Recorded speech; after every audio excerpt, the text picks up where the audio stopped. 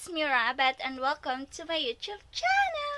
For today's vlog, may unboxing tayo guys. So, ewan ko kung mahaba tong video na to, but kung hindi siya mahaba, i-insert ko na siya sa ibang vlog ko bukas. So, ayan guys, dumating na yung sinasabi ko sa inyong painting na pinadala ko dun kay ate. And ngayon, naka-frame na siya. So, sabay-sabay nating buksan. Let's go!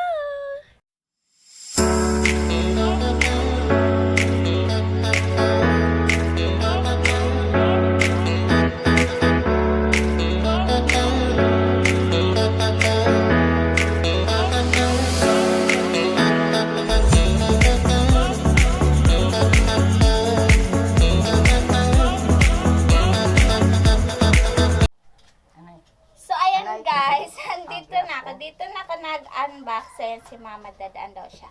So, eto siya guys. Pinadala ni ate. Kanina, via tricycle. Kasi nga, hindi kami makapunta sa bayan. GCQ na pala kami guys. Umpisa ngayon. So, from MGCQ, naging GCQ kami since mabilis yung pagdami ng positive. So, eto guys. Ayan, bubuksan na natin to. Let's go!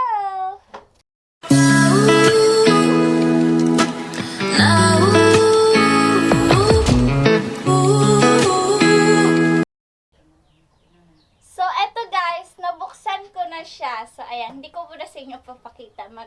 So, story time lang muna ako saglit. So, etong painting na to guys, rinegalo to siya sa akin ni ate last December 2019. So, eto guys is, nakaano na siya, bali, ikaw na lang yung magkukulay. Gaya ng pinakita ko sa inyo guys. I'm working on it now. And medyo malapit-lapit na din ako matapos. So, meron na to siyang drawing. And ikaw na lang yung magkukulay. So, ayun guys. Ito na yung natapos ko. And pinadala ni ate doon sa nagpagawa siya nitong frame. So, ito na siya ngayon guys. Tada! Ayan guys. Ayan yung kanyang design.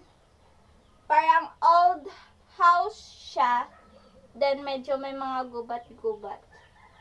So ayan guys. So ayan guys, linapag ko siya dito sa table para makita nyo. So ayan siya. Nagre-reflect kasi guys yung light namin. So ayan siya. Ayan yung naka-glass na din to guys. Ayan, kubo siya guys. And may mga flower lang siya dito. Ayan. And may mga tree. So ayan guys, perfect siya talaga dito ilagay sa kubo namin kasi nga kubo yung design niya. So ayan guys. So, ayan guys, nabuksan na natin. So, super duper happy ako guys. At last, nauwi ko rin siya and nakita ko na yung pinagpaguran ko and super duper excited ako guys kasi sobrang ganda. Now guys is, kakain na tayo ng lunch. So, yung ulam ko guys, ipapakita ko sa inyo. So, ayan guys, yung ulam ko today, leftover siya kagabi. Ano to siya guys? Maanghang na sardinas with petsa. Ito yung rice and yung gamot ko guys kasi still sumasakit yung ipin ko and then yung vitamins namin ni mama. So ayan guys, kain. So ayan guys, sabi ni mama before ako kumain, may papakita siya sa akin kasi guys, nag-ani pala siya ng saging. Ayan. Charan! Ayan guys, may hinog na nga isa. Ayan. So, basta may itinanim talaga guys. May aanihin talaga. So, ayan guys, may another saging na naman tayo. So, ayan guys, kain na tayo kasi mag-11 na. Si mama kumain na daw. Ako kakauwi ko lang dito guys kasi doon ako galing sa kabila. Chinek ko din yung gumawa ko na ice candy and ice. So, ayun guys, kain.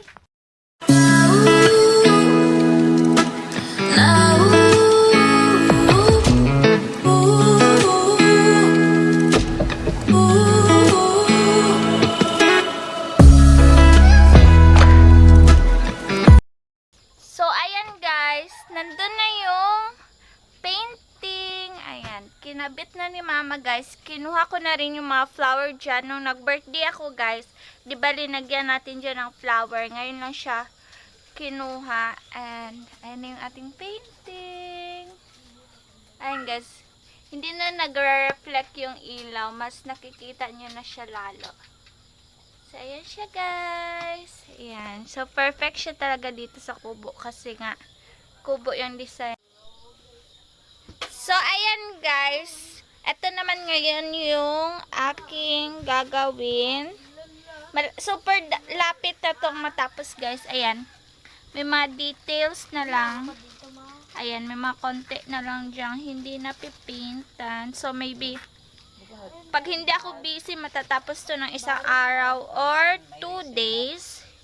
Wow, gusto ko na. Pag busy. So, ayan guys. Nag-open sila ng chocolate. Yes guys, nag-open ka ba ng chocolate? So, ayan. And, Bigyan mo ba sila? ayan. Nagluto ako ng sopas. Ay, sabi mo, Mac? Subscribe na. Oh, mag-subscribe na daw kayo. Sabi ni Mac. So, ayan guys, mag-paint lang ako.